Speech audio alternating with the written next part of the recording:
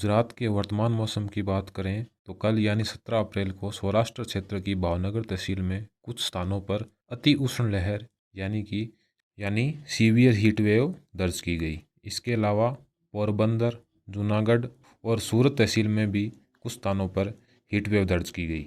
बाकी पूरे गुजरात की बात करें तो पिछले 24 घंटों में मौसम शुष्क बना रहा।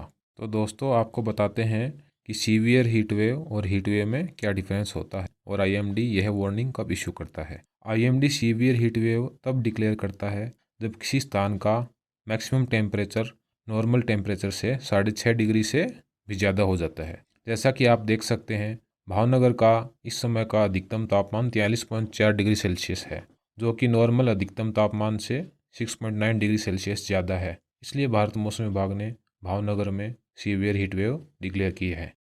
इसी तरह आप देख सकते हैं कि पोरबंदर का कल का अधिकतम तापमान 39.6 डिग्री सेल्सियस था, जो कि नॉर्मल टेम्परेचर से 5.7 डिग्री सेल्सियस ज़्यादा है।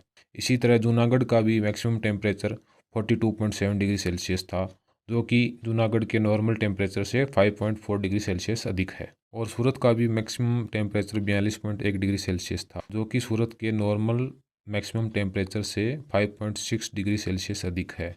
इसलिए आईएमडी ने जूनागढ़ और सूरत में हीट वेव डिक्लेयर की। जैसा कि आप आईएमडी द्वारा इश्यू बुलेटिन में देख सकते हैं, गुजरात के ज़्यादातर स्थानों का अधिकतम तापमान 40 डिग्री सेल्सियस से अधिक दर्ज किया गया है। गुजरात के वर्तमान साइनोप्टिक फीचर्स की बात करें तो गुजरात क्षेत्र पर वातावरण के निचले स्तर में उत्तर पश्चिमी या उत्तरी हवाएं चल रही हैं। तो आइए अब जानते हैं कि आने वाले दिनों में गुजरात का मौसम कैसा रहेगा। भारत के उत्तरी और उत्तरी पश्चिमी राज्यों में एक्टिव डब्ल्यूडी के कारण आगे आने वाले 4-5 दिनों में गुजरात के अधिकतम तापमान में 2 से 3 डिग्री तक की गिरावट दर्ज की जाएगी, यानी गर्मी से थोड़ी राहत मिलेगी। लेकिन गुजरात के जो तटीय इलाके हैं उनमें गर्म और उमस भरी हवाएं चलेंगी, जिनके कारण वहाँ उमस और गर्मी भरा मौसम बना रहेगा।